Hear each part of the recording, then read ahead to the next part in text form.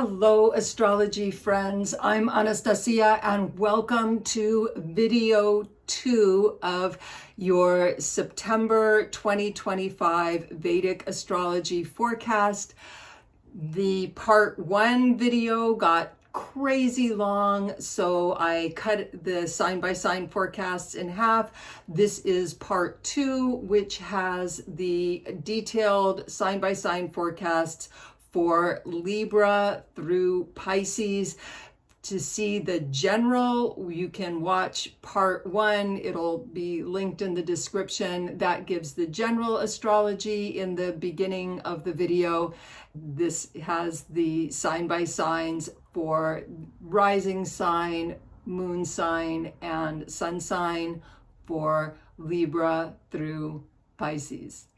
Hello and welcome to the Cosmic Weather Report, your Vedic astrology predictions for September 2025. I'm Anastasia. Welcome to Anastasia Tarot and Vedic Astrology channel, where I help you navigate the cosmic currents and surf the planetary wavelengths with ease and grace. Hello, Libra, and welcome to your September 2025 Vedic astrology predictions. So we're going to start with looking at September 7th, that's the eclipse day, and then we'll go to September 21st, that's the solar eclipse. And these two dates are going to give a snapshot of the beginning part of the month and then the last half of the month, where so many planets have shift signs in the middle of September. So Libra, let's get into it. First, we're going to have just a quick look at these longer transiting planets. So Saturn and Jupiter, respectively. Saturn is in Pisces in your 6th house for 2.5 years. And with Saturn retrograde over your 6th house, that is the house of your daily work, service. It can also be health, obstacles, enemies. And Saturn retrograde in your 6th house is definitely putting your focus on work. And, this is a long-term transit with Saturn being there. So this trend continues that your focus is on your work life. And with Saturn retrograde in your 6th house, definitely through the month of September, keep on this theme of work-life balance. And the retrograde may be a recurring issue for you, where you go back and forth between achieving that work-life balance and then, maybe working too hard and feeling burnt out, and it's even affecting your health, and then finding your way again. So this Saturn retrograde is really a good opportunity to rethink, reimagine your daily schedule and your work life and how that supports you. This works really nicely with the energies of so many planets in your 11th house. So what is the 11th house? That is gains from your own efforts. And it's also your social networks, social and professional networks, and older siblings. So with this activation, we have Sun right here, Sun, Ketu, and Mercury are all in this 11th house. So even though your focus with Saturn is on your work life, you're getting some support in this first part of September with all these planets in your 11th house. You may not be getting the recognition you want per se with Saturn, the great malefic in your 6th house. However, you are getting support in this first part of September for working with your extended networks, your professional networks, your social networks. As you can see here in the beginning part of the month, Sun, Ketu, and Mercury are all in Purva Phalguni Nakshatra. And Purva Phalguni Nakshatra, and the nakshatras are the lunar zodiac of Vedic astrology. this is a Venus-ruled nakshatra, so you get some subtle support here from everything being in a Venus-ruled nakshatra. Venus is your Lagna Lord, right? Libra, your Libra is ruled by Venus. Venus is your Lagna Lord. So you are getting some good support from your networks, maybe an opportunity to expand your networks, or at least having your ideas received and feeling some charisma and connection with your personal networks and possibly older siblings. Now, Mercury is combust. We've talked about that. Mercury is combust for the whole month of September. So your thinking may not be as clear as you want it to be. And going back to this theme of work-life balance, if you find you're struggling with mental burnout, and it could be with Mercury combust, it could be mental burnout more so than physical burnout. So if you are experiencing mental burnout from this combust Mercury, make sure to do some self-care for your mind. So this can be meditation, yoga, asana practice with hatha yoga, or even just getting outside in nature, doing, for example, a walking meditation where you just get outside and you walk and you let your mind relax a little bit with that movement of walking. Whatever that is for you, just be aware this combust Mercury, you're getting support with Sun and Mercury in the 11th house, but that combustion can give some mental burnout. Now, with Ketu in your 11th house, this is an 18-month cycle where you have Rhau in your 5th house of creativity and Ketu in your 11th house of gains. You may be getting gains for your creativity, and it may be slowed down by this 6th house Saturn. However, Rhau in Aquarius in the 5th house, this is a nice placement of Rhau for you. Rhau expands, intensifies wherever it's located. So Rhau is definitely intensifying your creativity. If you have children, Rhau in this 5th house can really put your attention on your children. Rhau is a shadow planet, so shadow aspects may come up with that. Rhau is always churning up the shadow side of things. That's its job as the north node of the moon, the shadow planet. Its job is to turn up shadow aspects of your personality and your being so that you can integrate those. So this lunar eclipse on September 7th is happening in is happening in Aquarius in your 5th house. So taking this theme of Rhau as the shadow planet, this can be a time for you to go deep in your creativity.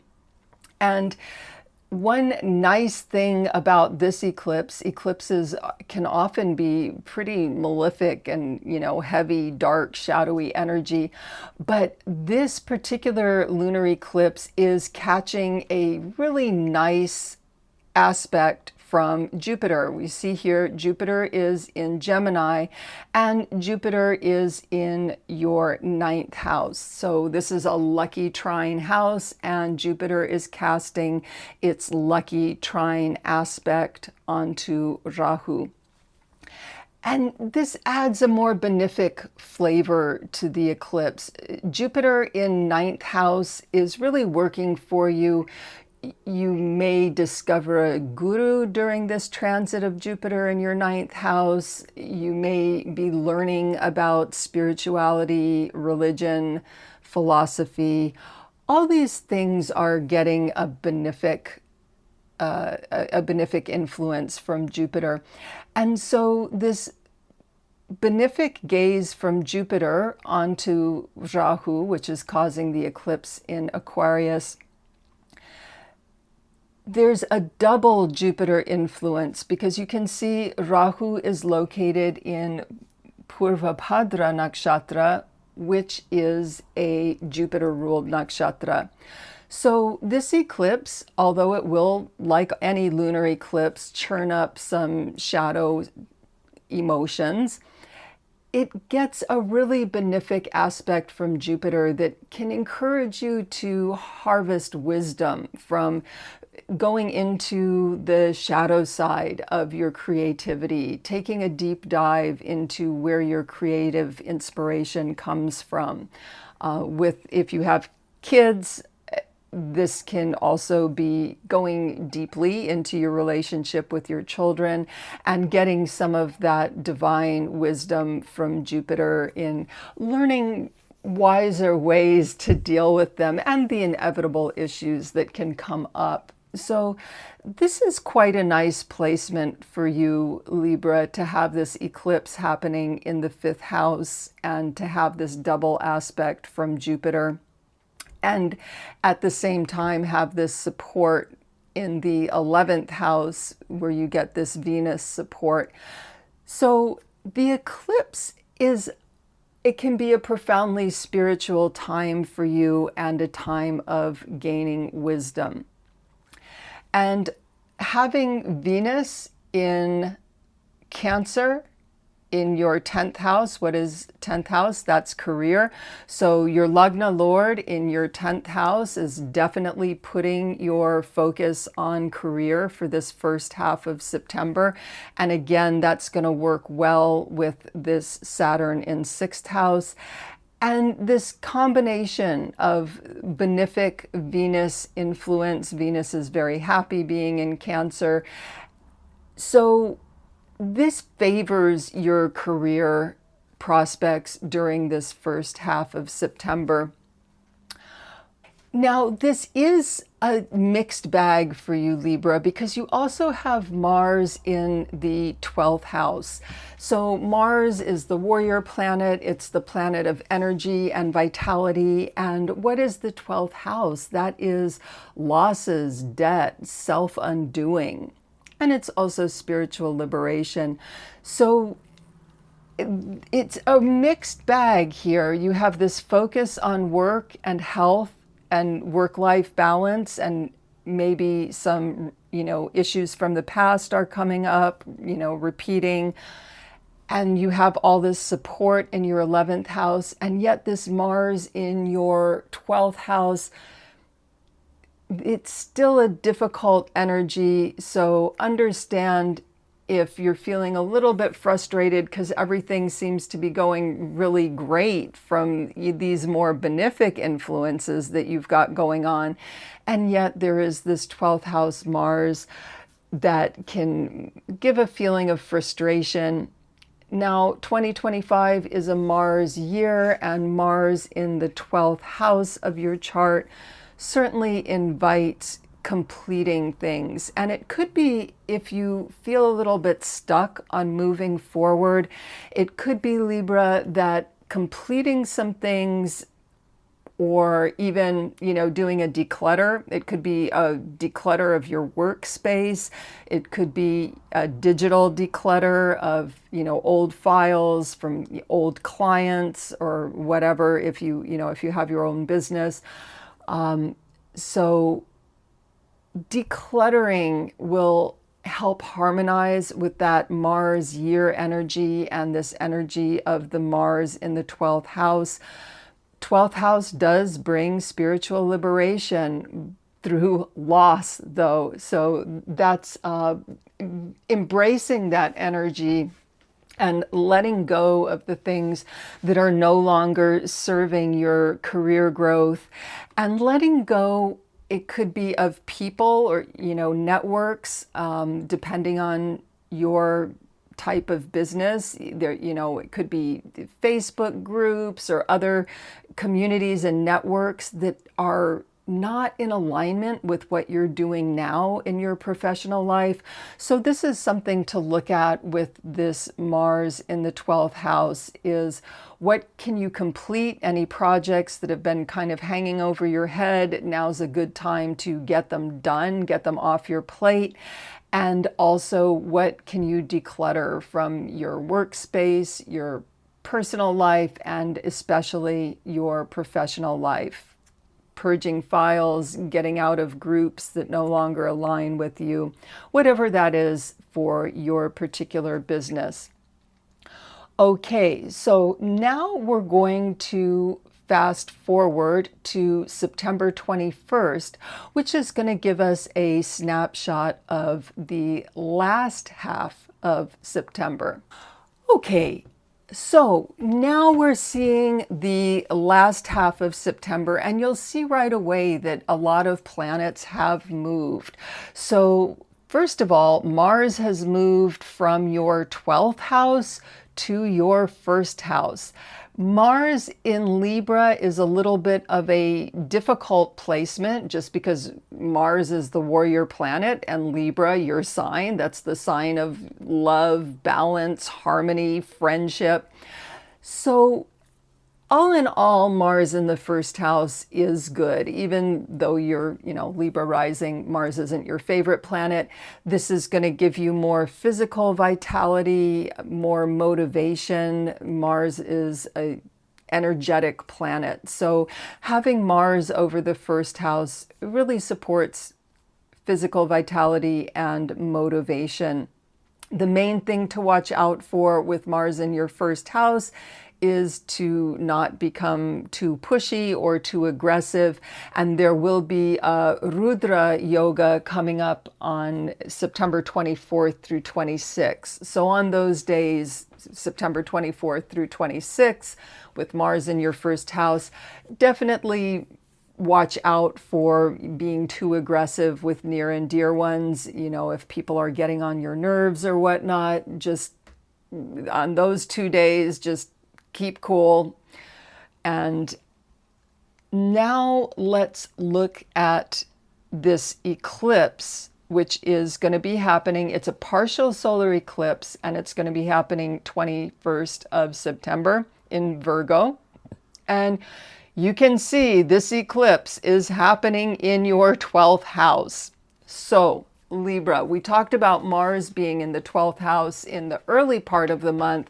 Now in this later part of the month, you're still getting a lot of 12th house activation. It's a different flavor of activation, but you are still getting this 12th house activation. So 12th house also supports travel. So if this is within your lifestyle or your plans, travel would be supported, and taking a spiritual retreat. If you have the ability to take a spiritual retreat around this September 21st eclipse, that would be a wonderful use to harmonize with this 12th house energy. And even if you can't necessarily take a trip to go to a spiritual retreat, look for ways that you can do that on your own, just taking some downtime to really get into this 12th house. What are you ready to release? What are you ready to let go of? And this is very much supported by, Sun and Mercury and Moon for the day of the eclipse are all going to be in this 12th house Virgo for you. So really a lovely time to dig up those things that are deep within the psyche and look into, what am I willing to let go of? What am I ready to let go of? 12th house will absolutely support you in that. We can see in the last half of the month, Venus, your Lagna Lord, has moved from this 10th house of career to the 11th house of social networks. So again, this continues the theme from the beginning of the month where your 11th house is activated.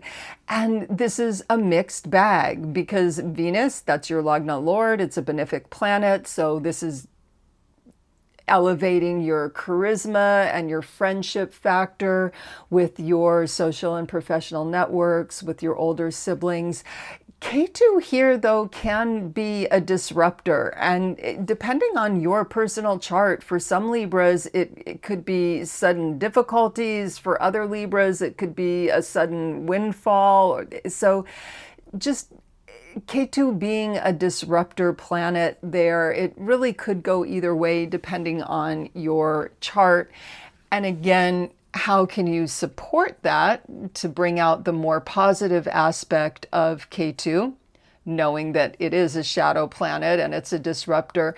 Again, we look to this 12th house activation. If you are spiritually in tune with your 12th house activation, K2 is a planet of moksha. It's a planet of liberation. So if you're working on this spiritual letting go of things that you no longer need in this 2025 Mars year of completion, K2 responds well to that. K2 encourages letting go of things. So again, working with these energies of both the activated 12th house and activated 11th house, you may find that it's a time to, with Venus, really lean into those networks and communities that align with who you are today.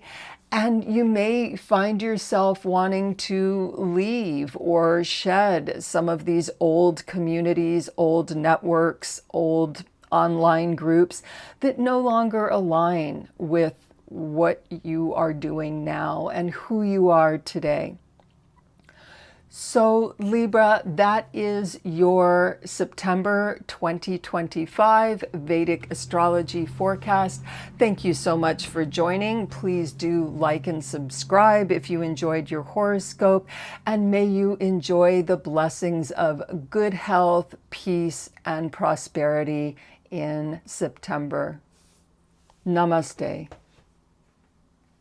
Hello, Scorpio, and welcome to your September 2025 Vedic Astrology. So up today, we're going to look at your chart September 7th, which is the day of the lunar eclipse, and then we'll fast forward and look at your chart for September 21, which is the day of the partial solar eclipse. Because so many planets are on the move right in the middle of September, looking at these 2 days are going to give you a snapshot of the beginning of September and the energies that are going to be at the end of September, or the first half and second half of September. So, Scorpio, first we'll just touch upon these longer transits, these slower moving transits. You have 2.5 year cycles. Saturn is in your 5th house of children and creativity, and it is retrograde from July until November. So you may feel some limitations on your creativity. This retrograde Saturn can be a really good time to rethink, redo, maybe get an old project that wasn't finished and look at it with new eyes, see it from a new angle. So this Saturn retrograde in the 5th house is karmic do-overs, and maybe some do-overs with creative projects you've had. For those of you Scorpios who have children, you may feel some limitations or that there's some burden from your children during this time. Again, it's going to depend on your individual chart to what extent this affects you. And Jupiter, this is a 1 year transit of Jupiter in your 8th house of death, mystery, regeneration. Jupiter is benefic. It supports learning, philosophy, and in the 8th house, it can also relate to joint finances. So Jupiter in the 8th house, if you do have any joint finances or unearned money, this could be money from settlements or whatnot, Jupiter is a good planet. It's a benefic. It supports joint finances or finances from settlements, things of that nature. And in terms of spirituality, if you do find yourself studying mysticism or taking on some new mystical spiritual practices, Jupiter very much gives you motivation and wisdom and guidance in that area. Now, getting into the eclipse itself on September 7th, that lunar eclipse, this is happening in your fourth house of Aquarius.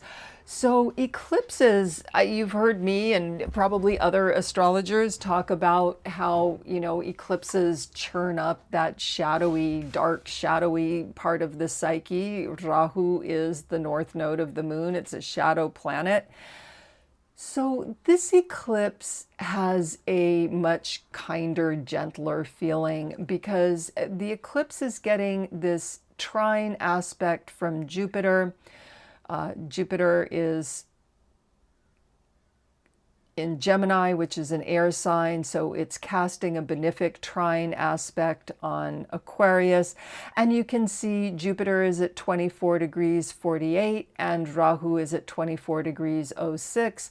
So this is a really tight trine. It's just an almost exact aspect. And so this makes this Jupiter influence on the eclipse far more powerful than normal because it is such a tight, exact aspect.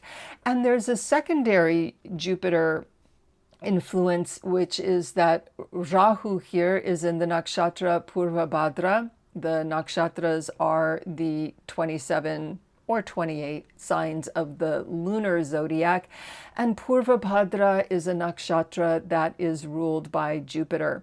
So we have this double Jupiter influence on this particular eclipse.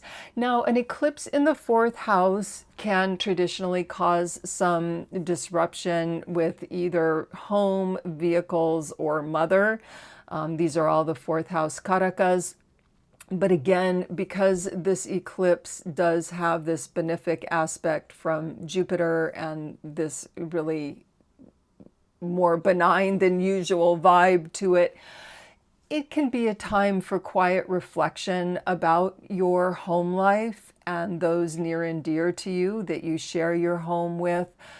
And meditation maybe on how to improve anything that you would want to improve in your home life. There's wisdom to be had with this Jupiter influence. So taking the time to meditate on the fourth house issues, home, mother, vehicle, and maybe envisioning what you want that to be going forward in your life. If there's anything that's not working in your home life or that's not working in your relationship with your mother, this eclipse is a good time to sit with those things and ask yourself, how do I envision my home life to be? What steps can I take to make my home life what I want it to be? And same thing for relationship with your mother and, vehicles, if that applies to you. And we have super activation of your career house in this first half of September. You can see that we have Sun and Mercury and Ketu are all in your 10th house of career. So the first part of September, definitely going to be some activation in your career house. And it is a complex activation, Scorpio, because Ketu eclipses the sun and sun combusts Mercury. So this is quite a complex energy, and it will really depend a lot on your individual chart, but this isn't all good or all bad. It's complex. It simply puts the focus on your career. Now, this Ketu in your 10th house can really support some out-of-the-box thinking about your career. And your sun speaks to your identity. How much are you identified with your career or your business or your artistic projects? How much are you identified with those things?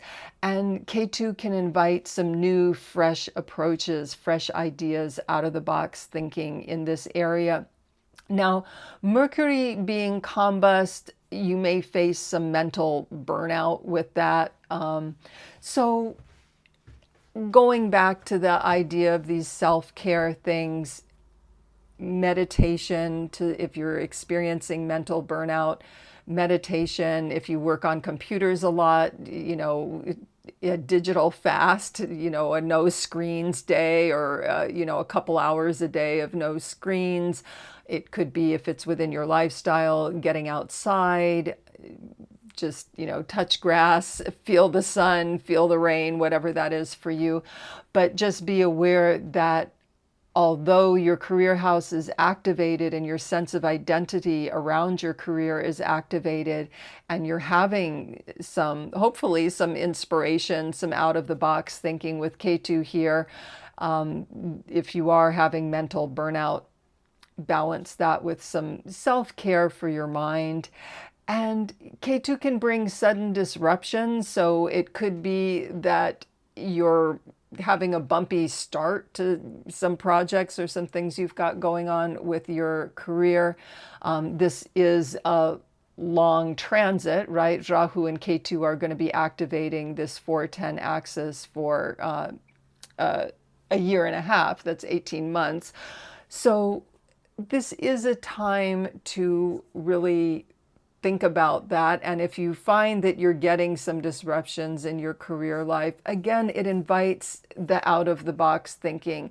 Ketu, as a moksha planet, it wants to liberate you from, hopefully, not quitting a job suddenly because you're pissed off or something like that, but liberating you from old ways of thinking and old patterns that may no longer be serving you.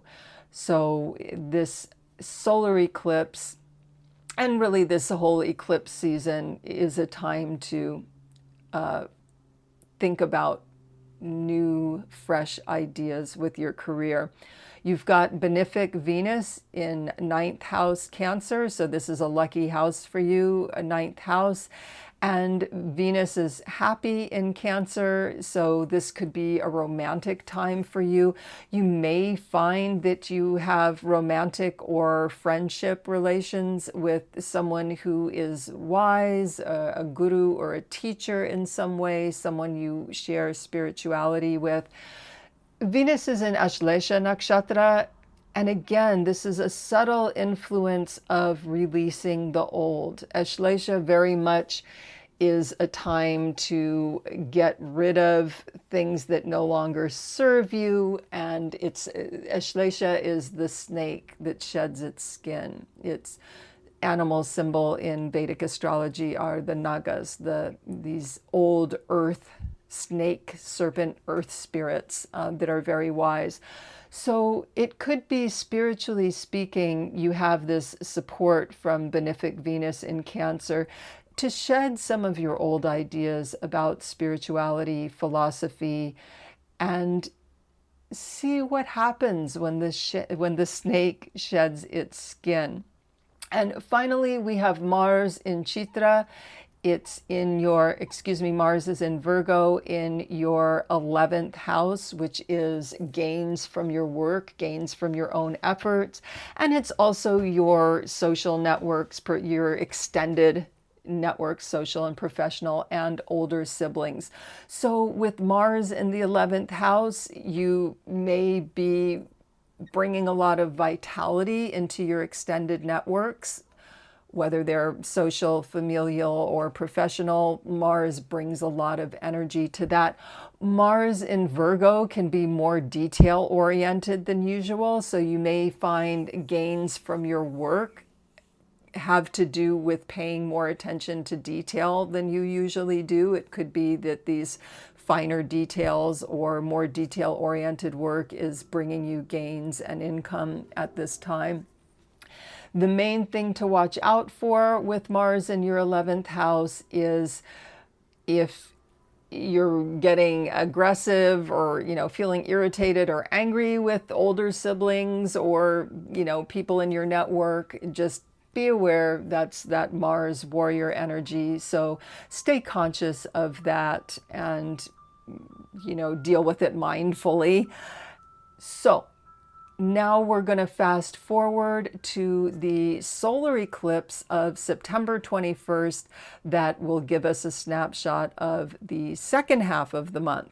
Okay, Scorpio, so looking at the second half of the month, we'll see right off the bat that you are keeping this, there's a 10th house activation continues.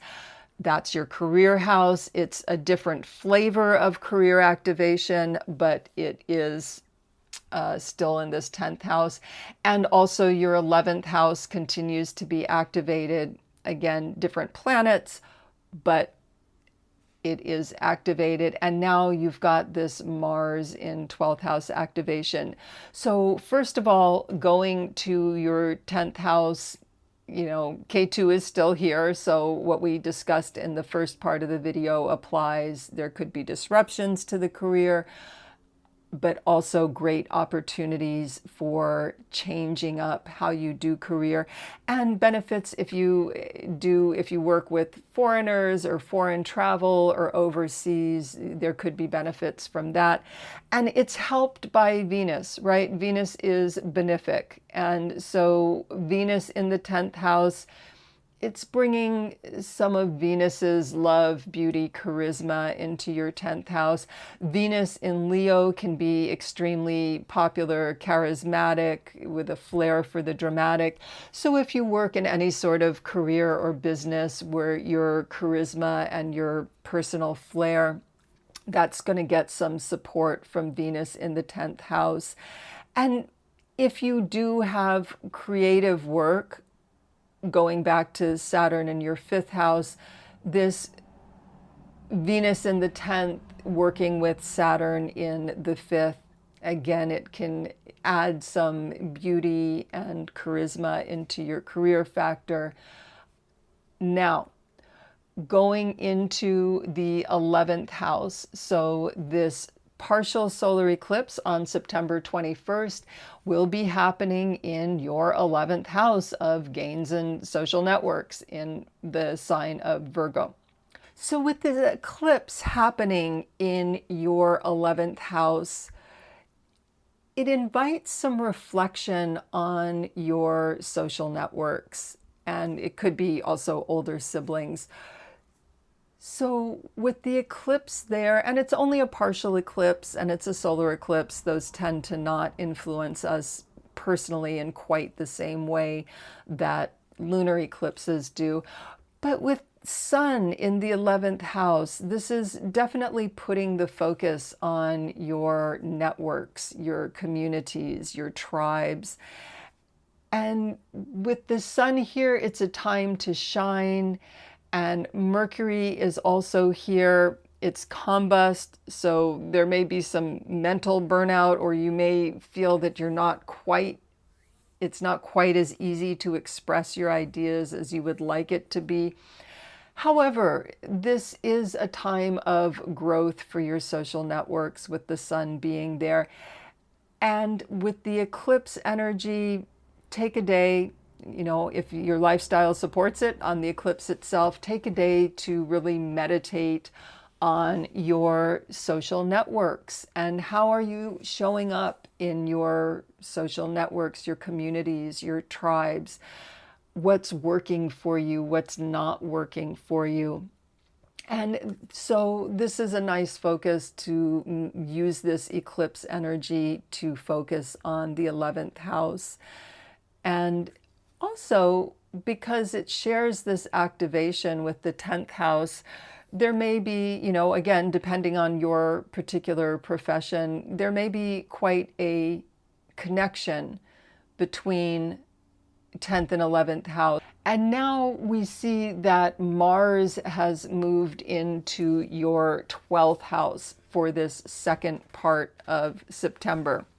So Scorpio, Mars is your Lagna Lord. And Lagna Lord in the 12th house can be a difficult placement. Why? 12th house is a Dusthana house. It's a difficult house. It rules loss, debt, and spiritual liberation, but often spiritual liberation happens through loss. It can also rule foreign travel. So that can, for Scorpios that are involved with travel for work or overseas, businesses that deal with foreign or overseas trade or going overseas to work, Mars and Ketu can actually support that. On the spiritual side of things, though, if you watch the 2025 forecast video I made at the beginning of the year, 2025 is a 9-year. It's a Mars year. It's a year of completion, right? 9 is the number of completion in numerology. So with this theme of 2025 being a 9-year, a year of completion and a Mars year, and now Mars activating your 12th house, Scorpio, this invites you to put your energy into, it could be decluttering or shedding the old, completing things. This Mars brings energy to whatever house it's in. It brings energy and vitality. And in this case, getting rid of things you no longer need, and especially with the 10th and 11th house activation, this could have to do with your work, could be decluttering your workspace. It could be going through old files, getting rid of old files or old groups you no longer participate in. So Mars is very much inviting you to release the old, release what you no longer need, release what is no longer in alignment for you.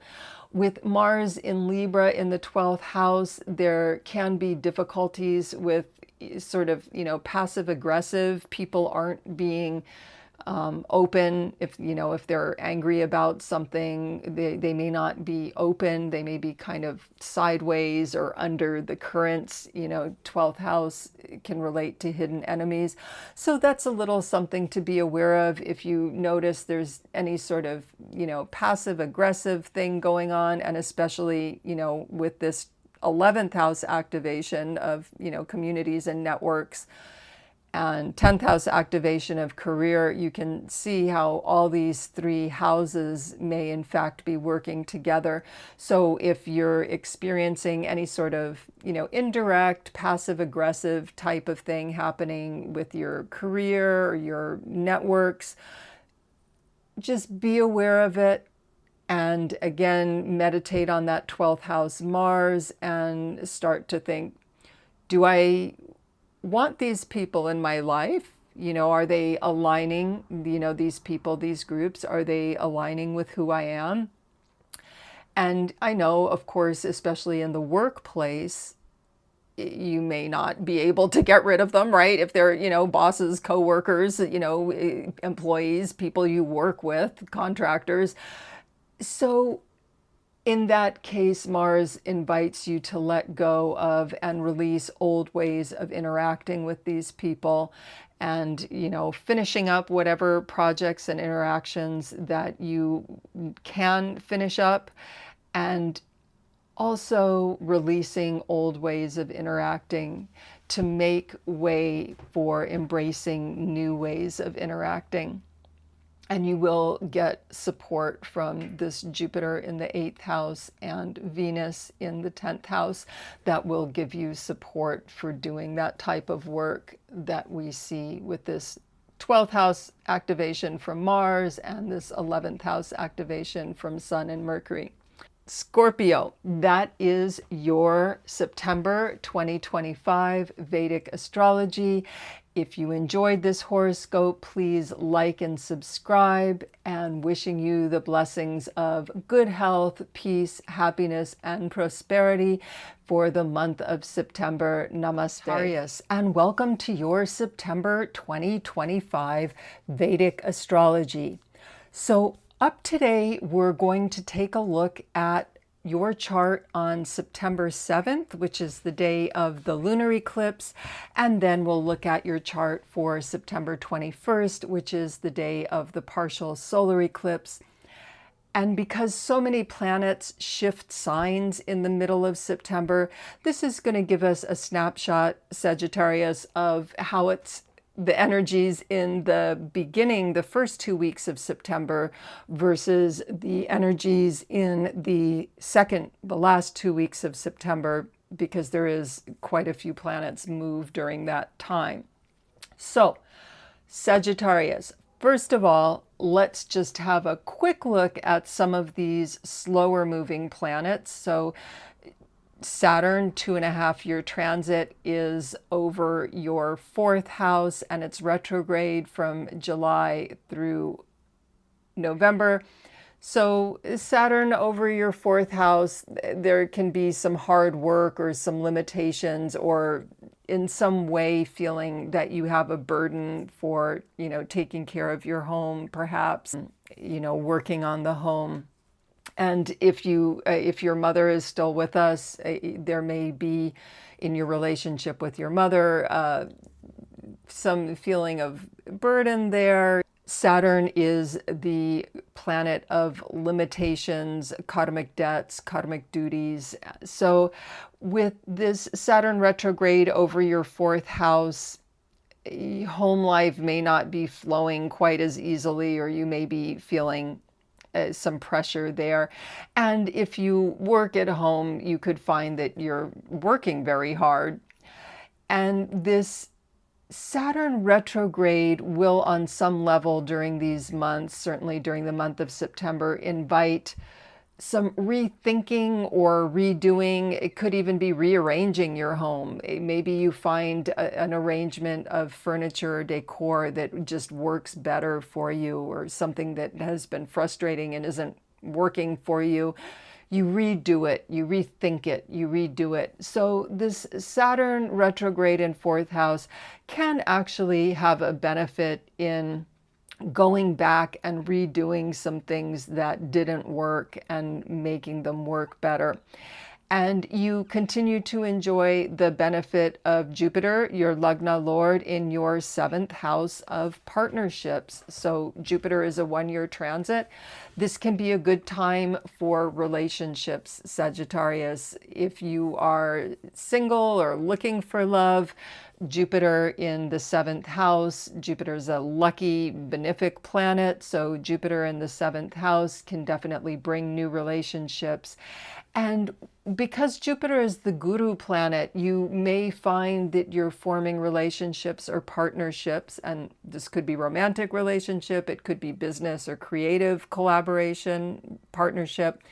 You may find that you are forming collaborations or partnerships with Jupiterian types of people, someone that you connect with on a spiritual or a philosophical level. So Jupiter can add that spiritual and philosophical wisdom level to your connections. So Jupiter is a nice activation of your 7th house, Sagittarius. So now let's get into the actual eclipse on September 7th. There is a lunar eclipse. It's not visible in the Americas. It's visible in Europe, in India, Asia, that side of the world, more so than the United States or the Americas. However, this eclipse is happening in your 3rd house. So this is neighbors, siblings, motivation, and short travels. This activation of your 3rd house, Sagittarius, this can actually be a really good motivation for you. You've probably heard me and other astrologers talk about, eclipses churn up the dark side, and it's this, shadowy energy with Rhau, the shadow planet. However, this eclipse is enjoying a rare exact trine aspect from Jupiter. Here is Jupiter at 24 degrees of Gemini, and here is Rhau at 24 degrees of Aquarius. These are both air signs, so it's a trine aspect. And because it is such a tight aspect, they are both at this exact 24 degrees. This makes it a more powerful influence. It's seldom that we get that tight of an aspect. And Jupiter is casting its benefic drishti, its benefic aspect on this eclipse. And the other Jupiter influence is that Rhau is in Purva Bhadra Nakshatra. The nakshatras are the lunar zodiac. And Purva Bhadra is ruled by Jupiter. So this is a double Jupiter influence. Now, eclipses are always a good day for meditation, stay home, lay low, meditate, silent reflection, that type of thing. And this eclipse in the third house, what is third house, right? It's really active, right? It's on the go. It's, running errands, taking short trips, commuting, and it's motivated and it's communicating with people. So with this third house activation, if it's possible, take some time on the eclipse day, stay home, meditate, or maybe go out in nature, whatever that is for you.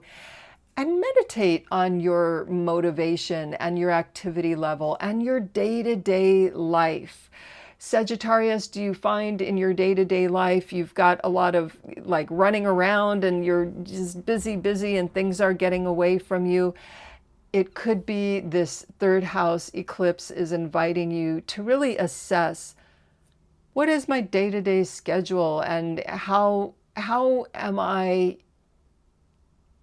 Motivation is wonderful, right? It gives us energy to do things, but when we're motivated in too many different directions and it's scattered, that's not ideal. So this eclipse in your third house, Sagittarius, can really invite you to reflect on how do you make the best use of your motivation? What are your motivations? And really question deeply what motivates you and how to make the best use of it. And so really quite a lovely activation of your Aquarius third house. We've already touched upon Saturn in the fourth house and Jupiter in the seventh house. Now you've got Venus in Ashlesha Nakshatra. It's in the solar zodiac of Cancer in your eighth house. So this is a really interesting transit. Eighth house rules joint finances and unearned money. So that could be money from settlements or whatnot. Now with Venus, which is benefic, if you do have any, deals in the works that have to do with either joint finances or, unearned income, loans, settlement, things of that nature.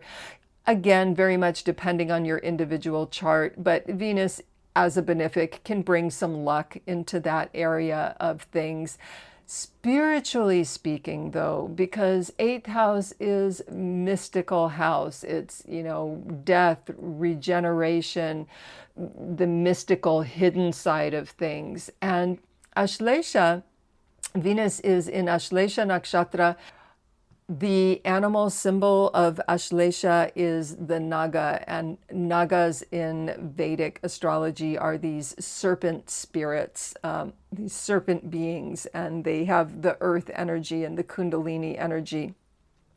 So Venus in Ashlesha in the eighth house can really be a time to go deeply into your meditation and into the unseen realms. And with Venus there, it can, be an activation of sexual energy and Kundalini energy. So you may even find, again, depending on your lifestyle, that you're having some mystical experiences around your sexuality.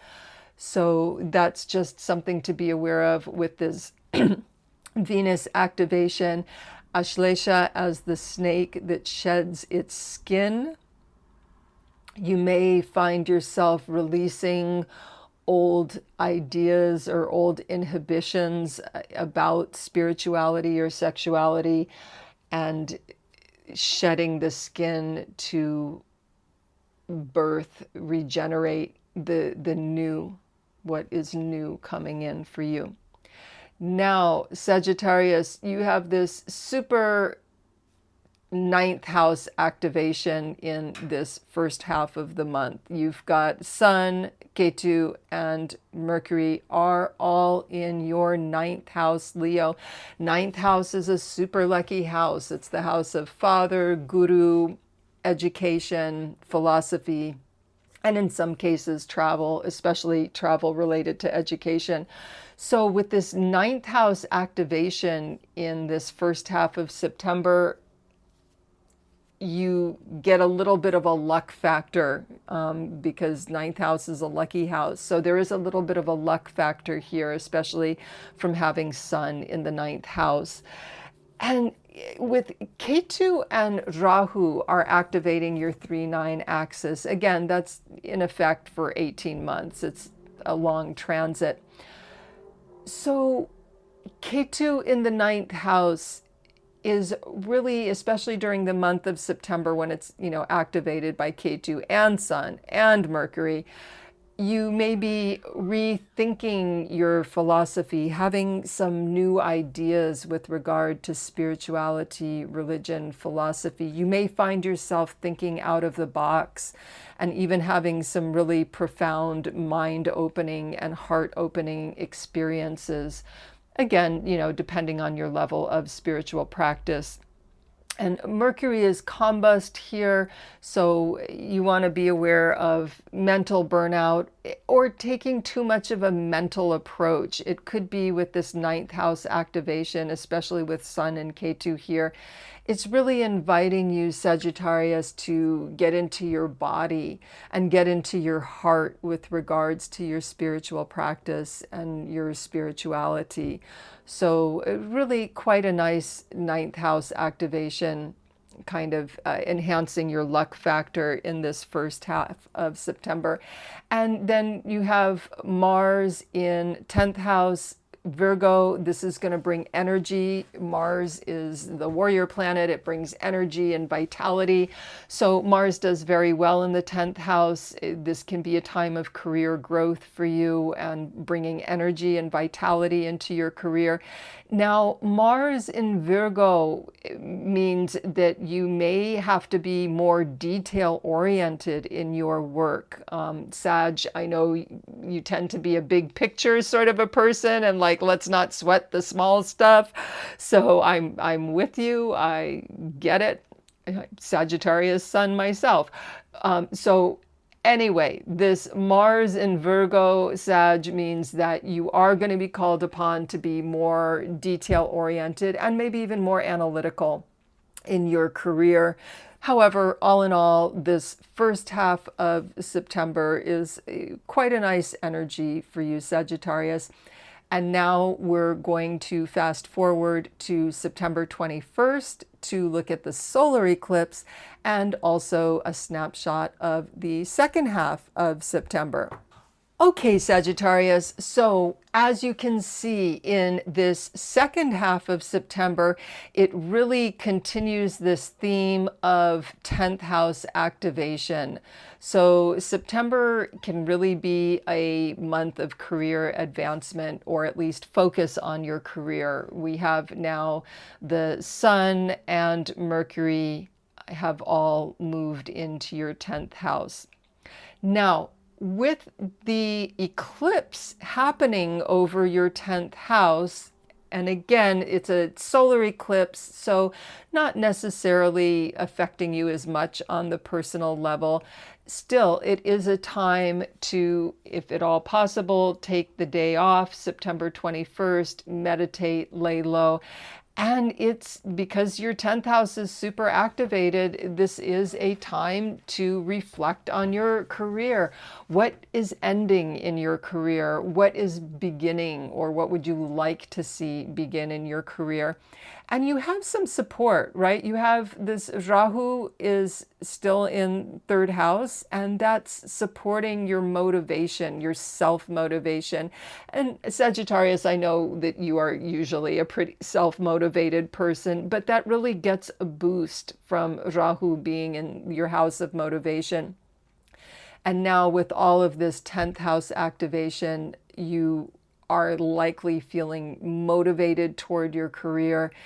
And there is real expansion possibility here. And this Jupiter in the 7th house supports that too, especially if you're looking for ways of collaborating. Maybe you've been working alone and someone is coming in who's, a partner or a collaborator or a co-worker. So you get career support from both Rhau and Jupiter during this second half of September, when so many planets are activating. You've got Sun and Mercury. Well, that's 2 planets, not so many, but you have Sun and Mercury activating your 10th house, and Sun does very well in 10th house.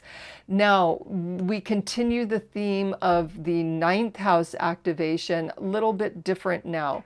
We have Venus and Ketu are activating your 9th house, with Ketu activating the house of higher mind. I know I talked about 9th house as being, philosophy, religion, ethics, father, guru, teachers, and education in those realms.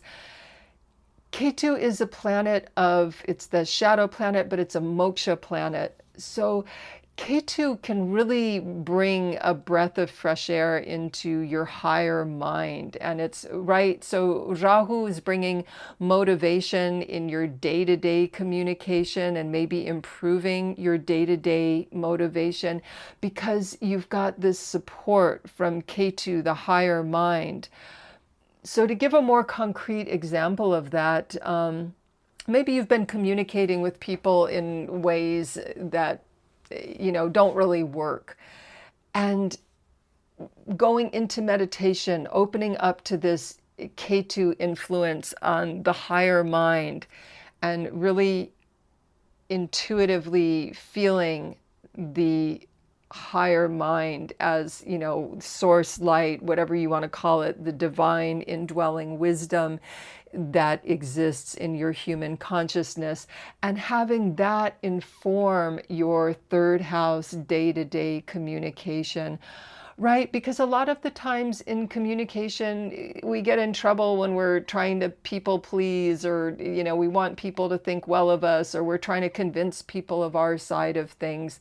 So really opening up to this Ketu in the 9th house of your actual connection to divine wisdom, divine consciousness, and allowing that to inform your day-to-day schedule, your day-to-day communication, your motivations and activities in your day-to-day life. And all of this is getting a boost from Venus. Venus is just adding a kind of a feel-good factor. You may find in your meditations it's easier to open up the heart chakra with Venus in 9th house with Ketu here. Really a lovely time to heal the heart chakra, getting into prayer, meditation, devotion that is opening the heart chakra, and really feeling that heart connection with the universe and with other people. And we've got Mars is in your 11th house of gains from your own efforts, and it's also social networks, professional networks, and older siblings. So this is really a nice activation for you, that you have both 10th house and 11th house are activated. Mars does well in the 11th house. Mars in Libra is a little bit problematic because Mars is the warrior planet and Libra is the sign of love and friendship. So that can be a difficult energy, and just, be aware if there's, people in your networks or older siblings, if they're maybe being, passive aggressive or something, some flavor of that going on. Just be aware that can happen with Mars in Libra, but mostly Mars is bringing some, vitality and energy into your networking and into your relationship with older siblings. And so all in all, that's a good transit. Again, you want to watch out for either being passive aggressive or overtly aggressive. That's, Mars always, handle with care, any Mars transit. But all in all, this activation of the 10th house and the 11th house can work really well for your career and your networking, also supported by Jupiter in the 7th. And again, you may be finding you're partnering or connecting with someone who has a spiritual outlook, a spiritual type of person. And then we talked about this lovely activation of the 9th house, supporting your spirituality and your heart-based experience of spirituality. So Sagittarius, that is your September 2025 outlook. If you enjoyed this video, please like and subscribe, and wishing you the blessings of good health, peace, happiness, and prosperity for September. Namaste. And welcome to your September 2025 Vedic Astrology. This is for Capricorn rising, Capricorn moon, and Capricorn sun, as per your Vedic sidereal chart. So Capricorn, up today, we're going to start out looking at your chart for September 7th, which is the day of the lunar eclipse. And then we'll look at your chart for September 21st, which is the day of the partial solar eclipse. And these two dates are also going to give us a snapshot of the first 2 weeks of September, and then a whole bunch of planets move, and it's a really different energy for the second 2 weeks of September. So you'll get a snapshot of the first half of the month and the second half of the month. Okay, so first we'll just have a quick look at some of these slower moving planets. Capricorn, you've got your Lagna Lord. Saturn is in your 3rd house. It's retrograde, so that Saturn retrograde happens from July through November.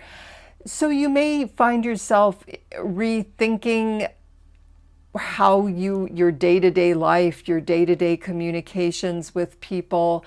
Saturn is 3rd house is a house of motivation, and Saturn is a planet of limitation and duty. This actually can be a good placement. You feel motivated to do your duty.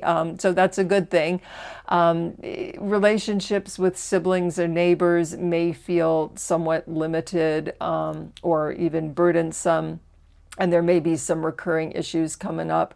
But all in all, this Saturn in 3rd house, it's a reasonably good transit for you, Capricorn. It's bringing some structure into your day-to-day communication, and it's motivating you toward duty and doing your duty. And then Jupiter, slow-moving planet, it is in your 6th house in Gemini for a full year. So Jupiter in the 6th house actually works quite well with this 3rd house Saturn.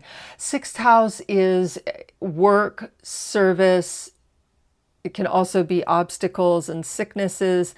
Jupiter is a benefic planet, and in the 6th house, it really, again, this theme of being motivated to doing your duty, being motivated by a sense of service. If you actually work in a service profession, any sort of, medical or legal even, or other type of service profession,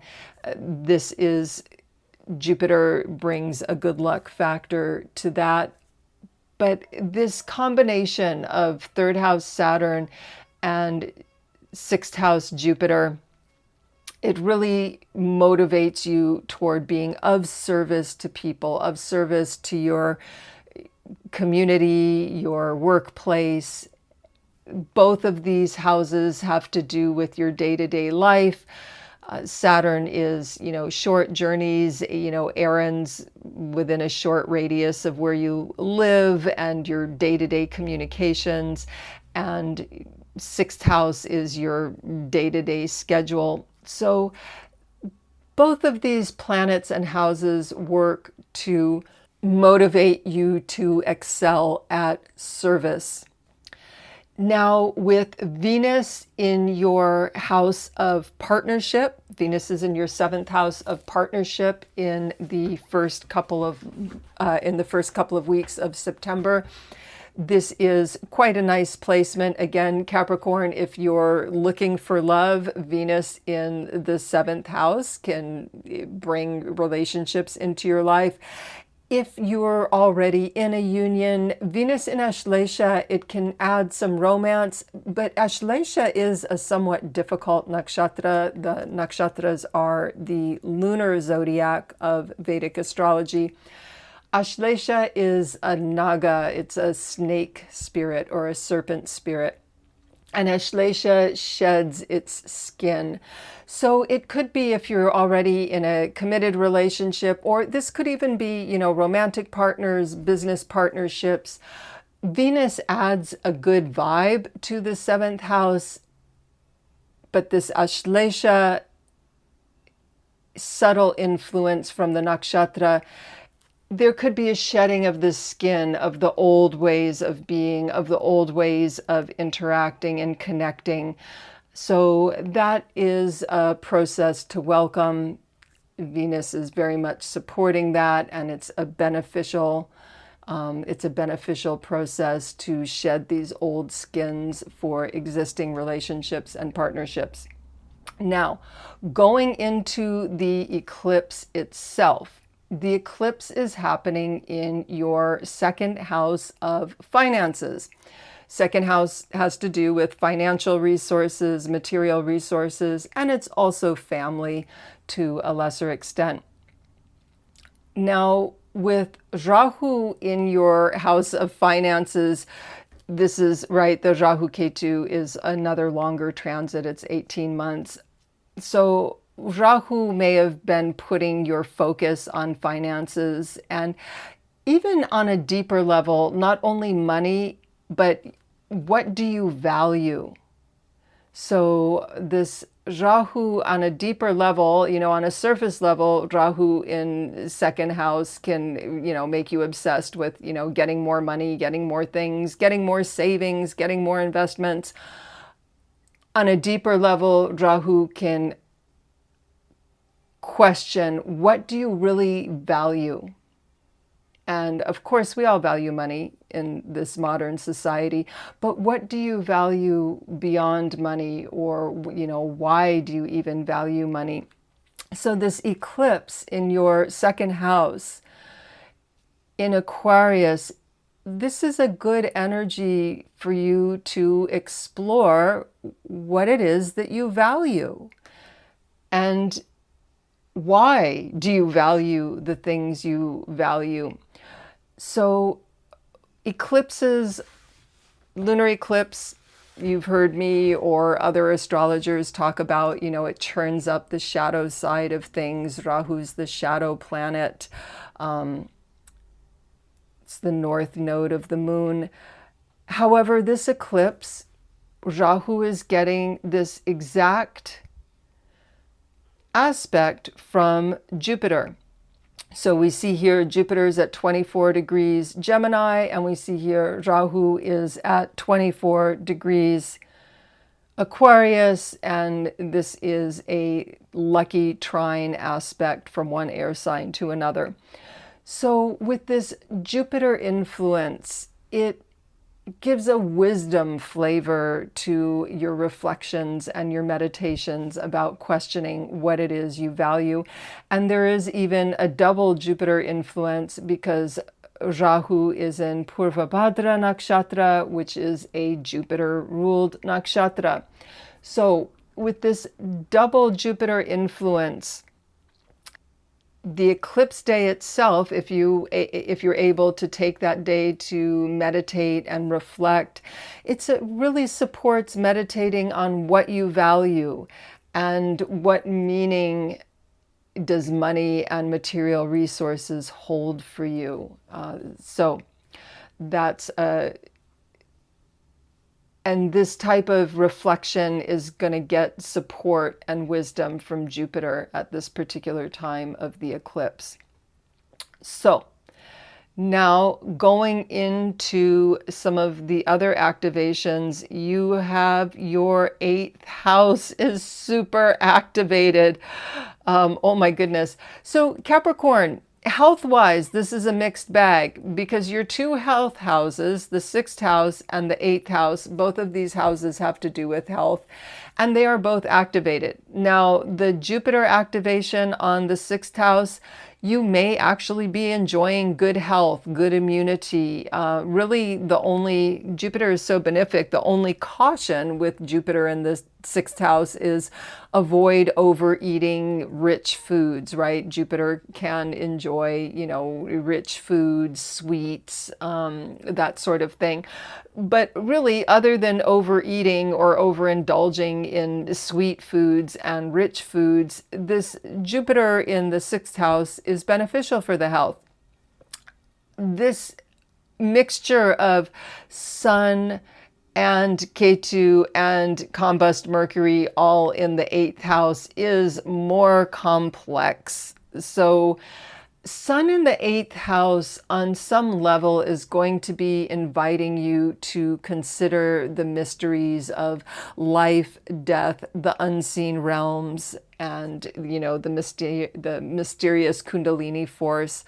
So if at all you are struggling with health conditions, and especially with chronic health issues, like arthritis or autoimmune, anything chronic like that you might be dealing with, Capricorn, this Sun in 8th house invites you to start working with the Kundalini energy, this mysterious energetic force, which is in our bodies. It's a, bioenergetic force. It's a subtle energy, and at its highest expression, it has a great deal of healing power. So this 8th house activation can be difficult because 8th house is a Dusthana house. It's a difficult house, but it can also invite you to get in touch with some really deeper levels of energetic healing within your own body. Ketu does quite well in the 8th house. And again, with Mercury combust, this may be a time, especially in this 8th house, which is such a mystical house, now may not be the time to take a intellectual or mental approach to any health struggles you're having, or even to your spiritual life itself. This may very much be a time to take a sort of direct mystical experience of things rather than a mental approach. So Mars in Virgo in the 9th house. What is 9th house? That is father, guru, spirituality, philosophy, religion, in some cases travel. So Mars, as the warrior planet, it brings energy and vitality to whatever house it's located in. So this can be a nice activation for doing more intellectual work, especially with Mars in Virgo. You may find that you're doing more detail-oriented work, more intellectual work. For some Capricorns, this could be Mars in the 9th house, could point to legal cases or legal difficulties. And again, this would, depend on your personal chart. So that is a factor to be aware of because, Mars is this warrior planet that does battle, and the 9th house does rule legal aspects. However, this, generally speaking, Mars is going to activate your house of spirituality, guru. Again, with Mars as being a aggressive planet, just be mindful to not get into conflicts with your father or your teacher or your guru. If you're a student, just don't get into conflicts with your teacher right now, even though they may be getting on your nerves. That's just Mars. It's going to be different in a couple of weeks. So that gives a quick snapshot of the first half of September. And now we're going to take a look at the September 21st partial solar eclipse and the second half of September. Okay, Capricorn, here we are in the second half of September. And as you can see, some things are still the same, but a lot of movement over here. So Venus is continuing in your 8th house. This Venus Ketu is continuing in your 8th house. Now your 9th house is also continuing to be super activated, but it's activated in a different way. So we now have Sun in the 9th house and Mercury in the 9th house. So this Sun and Mercury in the 9th house, again, very beneficial and supportive for the study of religion, philosophy, spirituality, doing those practices. If you have a guru or a teacher, this really supports that. And if your father's still with us, this can support good relations with your father. So really, and you know, 9th house is a lucky house. So this is quite nice to have this Sun in the 9th house activation. Mercury is combust. So again, you may be feeling so motivated and excited by this 9th house activation that you're, feeling some mental exhaustion. So just be mindful of that and do, meditation and restful practices, especially if you are doing a lot of detail-oriented and mental work. Give yourself time, rest your eyes, take some time away from screens. If possible, go outside, do some gardening, touch dirt, whatever that is for you. But give your mind a rest just to support Mercury while it's combust. But all in all, Capricorn, in the second part of the month, you have a really lovely activation of the Sun and Mercury in the 9th house, continuing the Mars activation that was in the first part of the month. And we see now Mars has moved to your career house, your 10th house. Mars does very well in the 10th house. It's, it's a motivated, energetic planet, and that type of energy does well in the 10th house of career. Now, Mars in Libra can be a little bit problematic. There can be issues with, passive aggressive or, people being indirect about asserting themselves or setting boundaries, or if they are angry, they can be passive aggressive about it. So that's something to be aware of if there's anything like that happening in your workplace. But all in all, this Mars in the 10th house, this is a good transit for you, Capricorn. And again, you've got some motivation coming from your 3rd house, and you've got support from your 6th house, and then this really lovely activation in your 9th house. So all of these indirectly can support this good energy of Mars in your career house. So the September 21st eclipse, again, this is a partial solar eclipse, only visible in the southern hemisphere, not even visible in the northern hemisphere. This is going to be happening in your 9th house of Virgo. And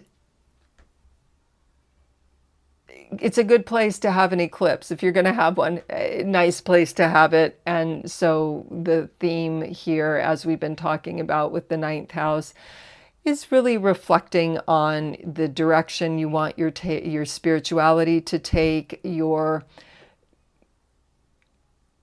personal philosophy. The solar eclipse in the 9th house can really invite a deep reflection on your personal philosophy of life, your personal ethics.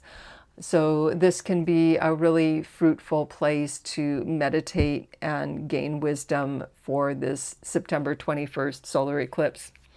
And that, my dear Capricorn, is your September 2025 Vedic Astrology. If you like this video, please do like and subscribe. And wishing you the blessings of good health, peace, prosperity, and happiness for September. Namaste. Hello, Aquarius, and welcome to your September 2025 Vedic Astrology. This is for Aquarius rising, Aquarius moon, and Aquarius sun as per your Vedic sidereal chart. Up today, we're going to look at your chart for September 7th, which is the day of the lunar eclipse, and then we'll look at your chart for September 21st, which is the day of the partial solar eclipse. And this is going to give us a snapshot of the first half of September, and then a bunch of planets move right in the middle of September, so we'll get a snapshot of that second half of September. So Aquarius, let's get into it. First of all, you may notice front and center, this lunar eclipse on September 7th is happening in your first house. It's the house of self and health. And in fact, this can be this Rahu-Ketu transit over your first and seventh house. It's an 18-month transit. And this can be an intensely transformative 18 months for you, Aquarius, because Rahu is going to give an emphasis on your identity, expressing your identity, maybe shedding an old identity and creating a new identity. And Ketu is in the house of partnerships and others, and it's a disruptor. It can give liberation and moksha, but that liberation may come in the form of disrupting partnerships or ending partnerships and relationships that no longer align with you. So this 1-7 activation of your Rahu-Ketu karmic axis, this is already a transformative transit for you, Aquarius. So getting into the specifics of the September 7th eclipse. Now, eclipses normally have a reputation for churning up the dark side and the sort of deeper, darker, shadowy emotions. This particular eclipse gets a rare benefic drishti or aspect from Jupiter. And it may not be that rare for Jupiter to aspect an eclipse, but what is rare is that you can see here Jupiter is 24 degrees of Gemini, Rhau is 24 degrees of Aquarius. So this tight exact aspect with both Jupiter and Rhau on the same degree really makes this a more powerful aspect. And there is a double Jupiter influence because Rhau is in Purva Bhadra Nakshatra. The nakshatras are the lunar zodiac of the Vedic astrology. And Purva Bhadra is ruled by Jupiter. So we have this double Jupiter influence, both by drishti, by aspect, and by nakshatra. So this eclipse, if you're able, Aquarius, if your lifestyle is such that you're able to get away, take a little retreat, or even just, stay home, lay low, meditate, this can be a profoundly fruitful time to meditate on your sense of self, your identity, your core identity, what that is for you. How is that evolving? Maybe you're outgrowing some ideas you had about yourself.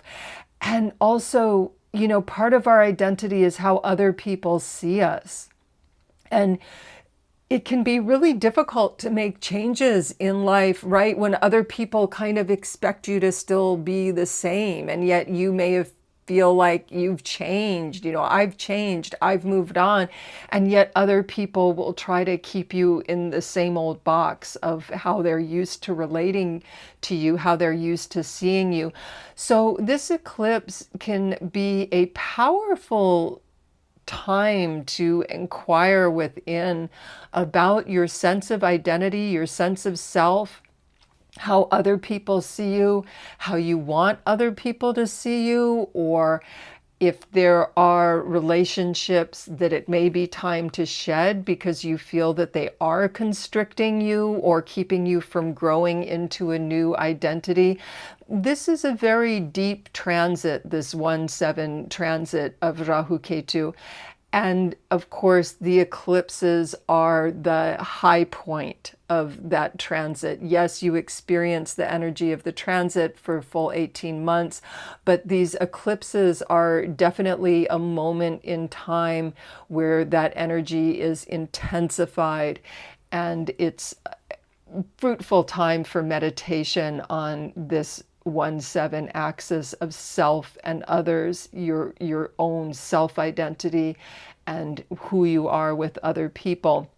And again, with this Jupiter benefic influence, this is a softer, gentler eclipse that can really help gain some wisdom and some grace about your sense of self, and if there are things about yourself that you wish to change, and how you see yourself evolving and growing in the future. So really a good, fruitful time for meditation on self and others, Aquarius. Now, you've got this Saturn, which is the planet of limitations and obstacles, in your second house of finances, and you've got Mars, which is also malefic, warrior planet, in your house of joint finances. So this is maybe not a great time to try to get a loan per se. You may be feeling constricted financially. Now, with Saturn in Pisces, there may be a mystical aspect to this, so on a deeper level, and this could be part of your questioning your identity. On a deeper level, you may be asking yourself, what do I really value? I mean, of course, we all value money, but what do you value beyond money? And why do you value money? You know, what are the things that money can do that you value? And of course, there's, we all need food, shelter, clothing, all the basics of life. But this exploration into the self, combined with Saturn, the karmic planet over your house of financial resources, and Saturn is retrograde. So there can really be rethinking your relationship with finances and your relationship with what you value. And again, with Saturn on your second house, it may be a time where you need to be on a pretty tight budget, Sagittarius. Saturn will move on. It's a 2.5-year transit. But if you experience that you have to be on a tight budget right now, or you're going through some financial burdens or constrictions or limitations, just know that's part of Saturn in the second house. It will change. And this Saturn retrograde, again, you may be really rethinking some of your ideas about money, or perhaps you have to redo or rethink your budget. But that retrograde between July and November, that retrograde energy definitely brings in, rethinking, redoing things. So Mars in 8th house is a really mixed bag. So at the very deepest level, Mars in 8th house encourages working with Kundalini energy. Kundalini is that mystical life force of Shiva and Shakti, and it's, sleeping and dormant in all human beings, and to the extent of our spiritual and emotional evolution, we're able to awaken it. And it can be a profoundly healing and transformative energy. And Mars in 8th house can definitely bring energy to working with the Kundalini forces. So that's at a very, very deep level. At a more surface level, as I said, this is a difficult aspect. You've got malefic Saturn is aspecting Mars, and malefic malefic Mars is aspecting Saturn on this 2-8 axis, which is, this is your personal financial resources or material resources, and this is joint resources.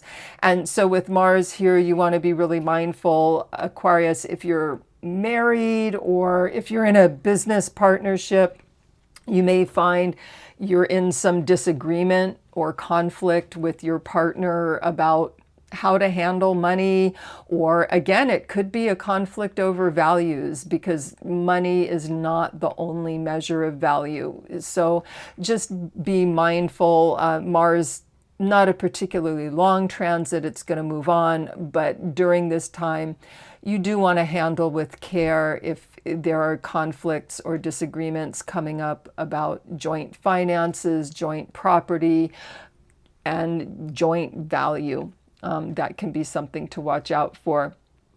With Jupiter in the 5th house, Aquarius, this is a very nice placement. If you have kids, you're probably, nice relationship with your children at this time. Jupiter is the great benefic. It just adds a good vibe. Jupiter does very well in the 5th house. If you're looking for love, Jupiter in the 5th house can definitely bring love and romance. So this Jupiter in the 5th house, very beneficial for your romantic life, for relationship with children, and then for creatives, this can be a really fruitful time for your creativity. And with Jupiter there, you may be studying, to improve your craft, just as an example, if you're a painter, taking some painting classes, or you may find that you're starting to bring a mystical sort of aspect into your creativity. Guru is a teacher and he's spiritual and philosophical. So you may find that you're bringing a spiritual and philosophical vibe into your creative life. Venus in your 6th house, Aquarius, that's kind of a mixed bag. The 6th house is not Venus's favorite place to live. The 6th house is all about, work, duty, service, and Venus is the planet of love and relationship and pleasure. So when Venus is in the 6th house, you may not be enjoying as much pleasure from life as you would like to have. On the flip side, there is a positive aspect to this where Venus as the planet of relationships, and 6th house as being the house of duty and service.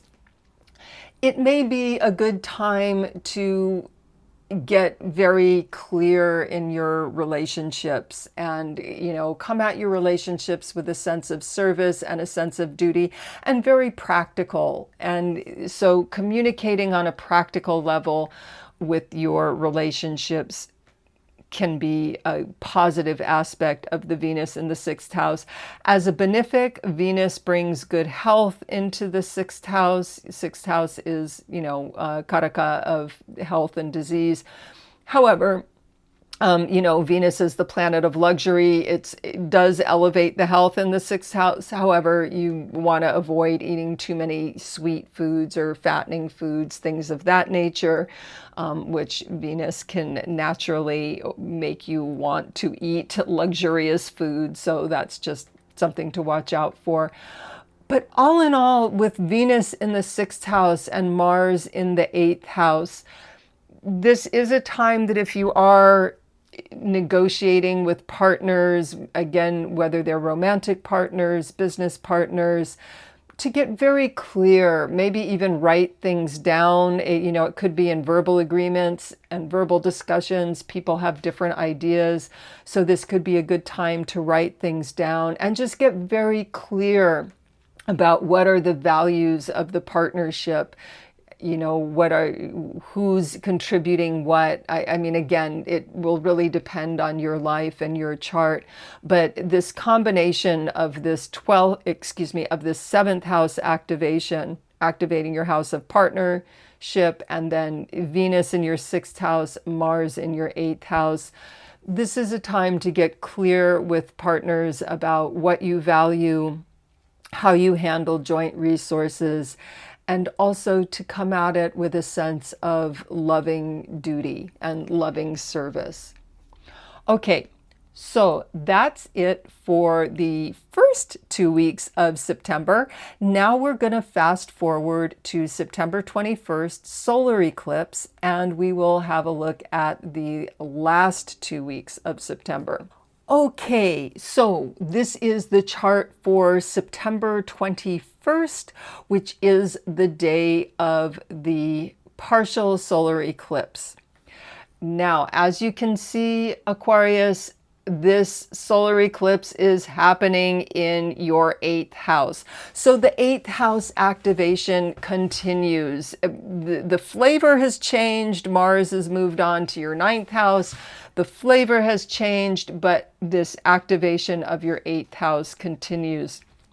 So again, this theme of personal resources and joint resources is definitely activated for you still in this last half of September. So again, eclipses are a good day to lay low, meditate, reflect, journal. If you enjoy doing tarot card readings or oracle cards, any activity like that. And with this 8th house activation,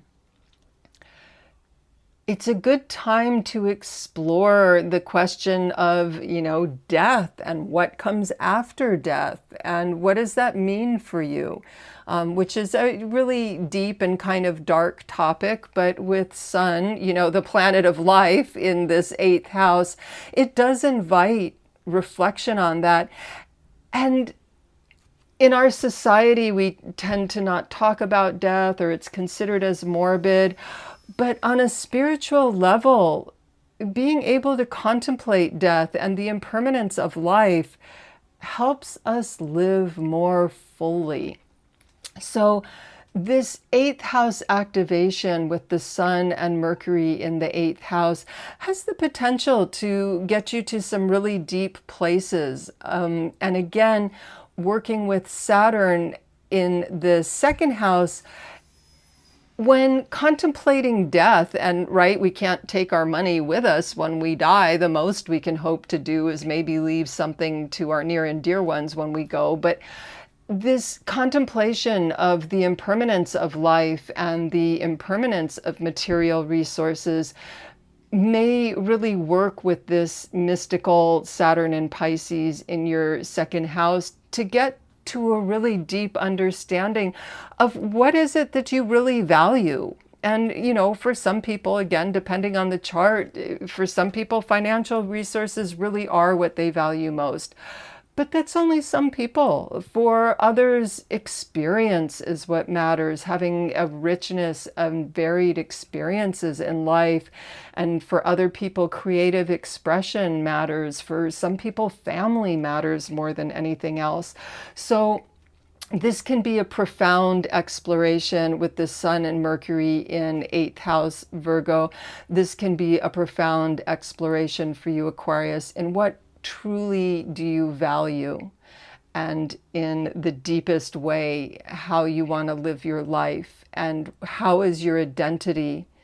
Remember, we talked about this 1-7 axis being your identity. How is your identity related to what you value? And now Mars going into the 9th house. This is a good placement for Mars. I mean, every planet pretty much does well in the 9th house because it's a lucky house. So if you're a student, it can bring energy and motivation into your studies. However, Mars is the warrior planet. So if you are a student, or if you follow a guru, and also with your father, 9th house. So just with Mars there, be mindful if you're getting angry or irritated, avoid having conflicts with your teachers or your guru or your father. Understand this is just Mars over your 9th house. Do your best to stay as calm as possible, or if there is some kind of need for confrontation or setting a boundary, that you're able to do it in a loving way and in a ethical way. Ninth house is the house of ethics. For some Aquarians, this Mars in ninth house could relate to being involved in a lawsuit. Hopefully not. This is, not a particularly good, placement to have Mars in the ninth house. But it can lead to, lawsuits, legal difficulties, legal battles, things of that nature. So hopefully that does not apply for you. And hopefully it's not having to do with joint resources. So just something to be aware of. And all in all, Aquarius, September, it is a kind of mixed bag for you. And, you may be redoing your budget. On a spiritual level, there really is a lot of support for exploring your identity, support for your creativity and your relationships with children. So those are some positive aspects. And this eighth house activation, it can be difficult, but the more that you're able to lean into the spiritual side of it, the more that's going to help deal with these eighth house energies.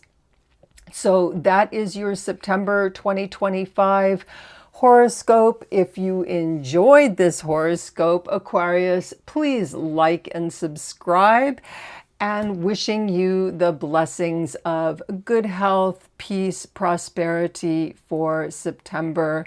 Namaste. Hello, Pisces, and welcome to your September 2025 Vedic Astrology. This is for Pisces rising, Pisces moon, and Pisces sun. So we're going to take a look at your chart for September 7th, which is the day of the lunar eclipse, and then we'll fast forward and look at your chart on September 21st, which is the day of the solar eclipse, partial solar eclipse. Because so many planets change signs in the middle of the month, Pisces, this will give you a snapshot for the dominant energies for the beginning of September, the first 2 weeks of September, and then you can see how the energy shifts for those last 2 weeks of September. So first of all, Pisces, let's actually put you in the ascendant here. Okay, so Pisces, you are going through a lot right now in some of these longer term transits, right? You have Saturn, which is a 2.5-year transit. Saturn is over your first house and it's retrograde right now. So for Pisces moon, this means you're going through your peak Sadesate. And depending on the location of your individual moon in your chart, this Saturn retrograde, sometimes Saturn goes over your natal moon, retrogrades back over it, and then goes over it a third time. That can be a very intense experience. If that's happening for you, Pisces, you may wish to book a personal reading. But anyway, moving along, even for Pisces rising, having retrograde Saturn over your first house, it can be a pressurized experience. And likewise, even Pisces sun, it's going to manifest in different ways, but it's a pressurized experience. And Pisces, you also have this 6th house, 12th house activation with your lunar nodes, with Rhau Ketu. So with Rhau in the 12th house, and this is where this lunar eclipse is taking place. This is happening in your 12th house, Pisces. And so this can be, again, a really spiritually transformative time for you. Saturn is a karmic planet. Saturn wants you to pay off your karmic debts. And Rhau in the 12th house is certainly a very karmic placement. It's going very deeply into your present and future karmas. And so with this eclipse happening in your 12th house, this is an excellent time, Pisces, to really take some time off. If possible, go on a retreat. Rhau in the 12th house is an excellent placement to travel to a distant location, especially if that travel is for spiritual pilgrimage, a spiritual retreat, or for education. It could be any travel, but especially those areas really make good use of it.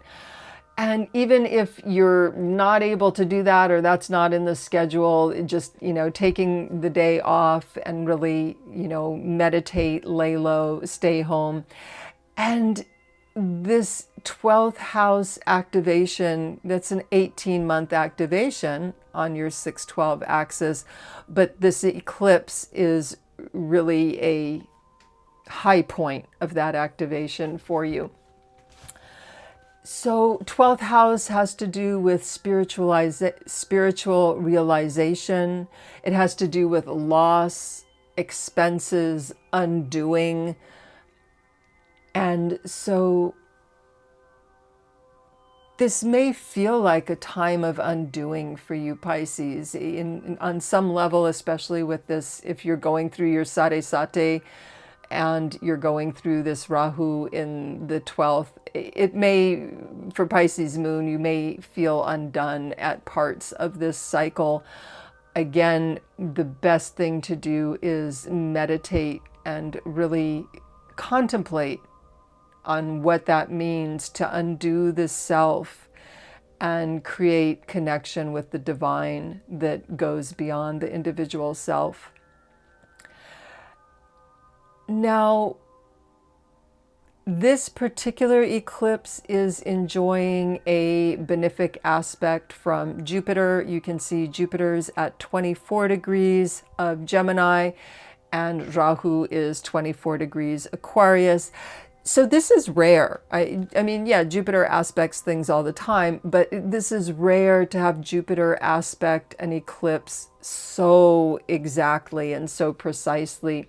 So even in spite of these really difficult things, especially for Pisces moon, but for all these difficult, malefic, and Dusthana activations that are happening in your house, there is a benefic vibe from your Lagna Lord Jupiter casting a really tight aspect onto Rhau.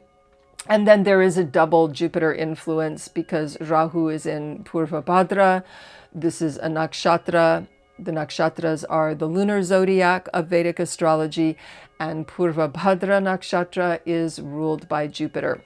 So Pisces, even though this is happening in a Dusthana house, you do have this support from your wise Guru Jupiter, your Lagna Lord. So you may find you really have some breakthrough experiences if you're able to surrender to this 12th house energy and go deeply into that experience. You may have some real revelations and breakthroughs with that. Now, just a brief overview. You have Jupiter. Again, this is slow-moving planet. It's a one-year cycle. But Jupiter in the 4th house. What's 4th house? It is home, vehicles, mother. Jupiter is your Lagna Lord. It's a great benefic. So this is just going to add some ease and grace and luck to your home life. And your relationship with your mother may be better at this time.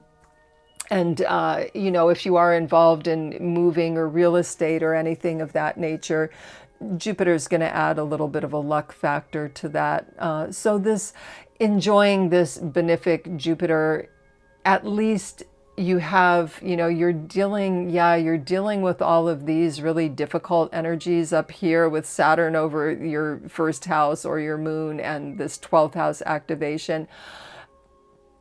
But your home can definitely be your refuge and your healing and regenerating place.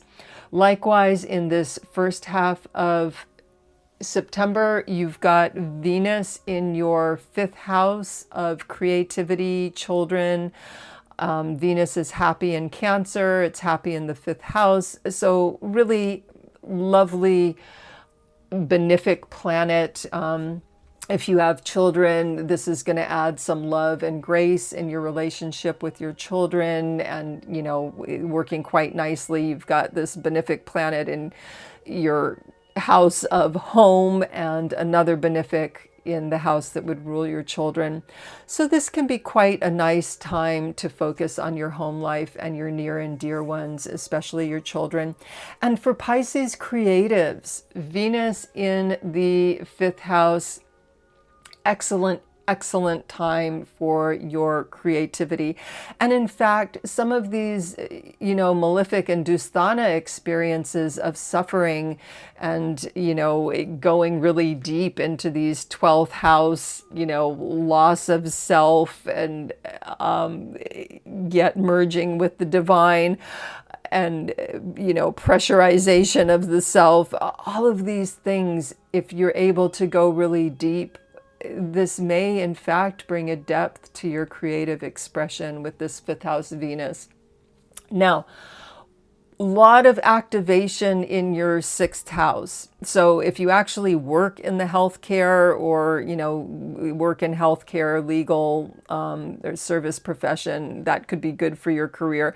But generally speaking, if you do not work in any of those careers, you want to take care with having, what is 6th house? It is, you know, health and sickness, obstacles, enemies, and also your day-to-day life, your day-to-day work life schedule, duties. So with all of this activation in your 6th house, first of all, definitely watch out for your health. Take care of your health. You know, this, if you can take a spiritual retreat around either the 7 September eclipse or the 21 September eclipse, you know, do a panchakarma, a purification, that's definitely supported. It will be helpful for you. And otherwise, the antidote, especially for Saturn, for if your Pisces moon going through Sade, service is the antidote for, you know, both this Saturn over the 1st house or moon and this 12th house activation. So Sun over here shining the light in your 6th house of service. This is a time to really question, how are you of service to people? And so in your day-to-day life, your day-to-day schedule of working, it can be, you know, if you're a business owner, how does your business serve people? If you work in an organization, how do you serve the organization? How do you serve your coworkers? So bringing that aspect of service is going to offer some support. Your 6th house is activated anyway, so you might as well enjoy the surrender and supporting these other activations you've got going on. And with Ketu in the 6th house, that can really go either way. That can be really positive, that it creates some really positive changes in your day-to-day life and your health, or it can go the other way. Again, it will depend on your personal chart. But the thing to see here with Sun and Ketu together, Ketu eclipses the Sun. The Sun is the individuated self, the individuated soul. So this definitely fits in with this 12th house activation up here. Now is the time to, on a deep soul level, ask how you're of service to others.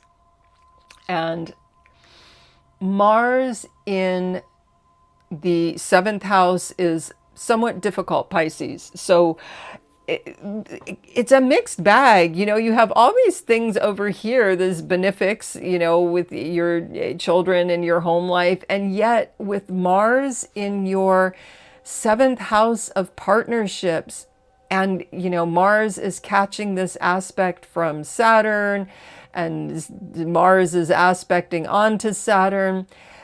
So you may feel really pressurized in your partnerships, and that could be a romantic partnership or a business partnership.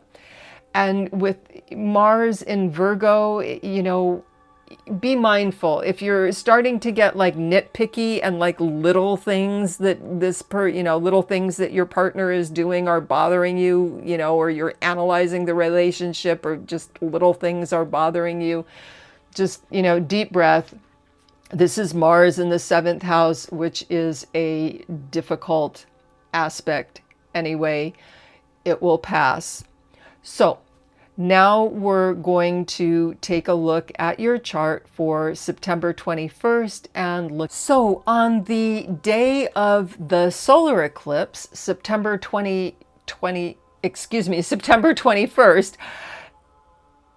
wow, Pisces, your relationship house is super activated by this solar eclipse. So what's the good news is Mars has moved on, so at least it's not being activated by Mars, but your 7th house, this activation of your 7th house continues. There's definitely a theme throughout the month of September, which is going to put your attention on partnerships. And again, they could be romantic and marital partnerships, or they could be business partnerships, but definitely there's a focus throughout the whole month of September on partnerships.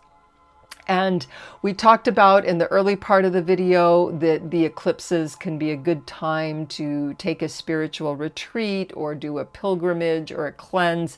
Again, even if you only just, take some time off to meditate, this is definitely a time to meditate on partnerships and how you're of service in your partnerships and what's working in your partnerships, right? You have this lovely Jupiter in your 4th house. So it's also a time to have gratitude for the near and dear ones that you share your home with, what's working well in your partnerships.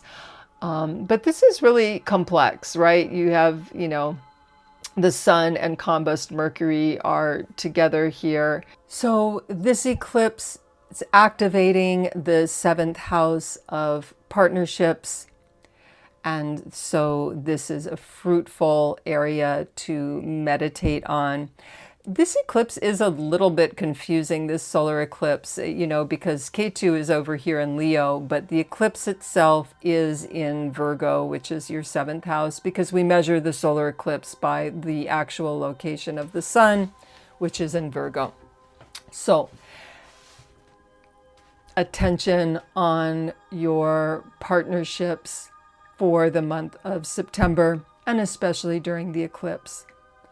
Now, Mars has moved to the 8th house, Pisces. So this is a mixed bag, Mars in the 8th house. If at all you're working with Kundalini energy, this mystical energy of Shiva and Shakti, if this is part of your spiritual work, your spiritual practices, Mars in the 8th house definitely supports those type of Kundalini spiritual practices.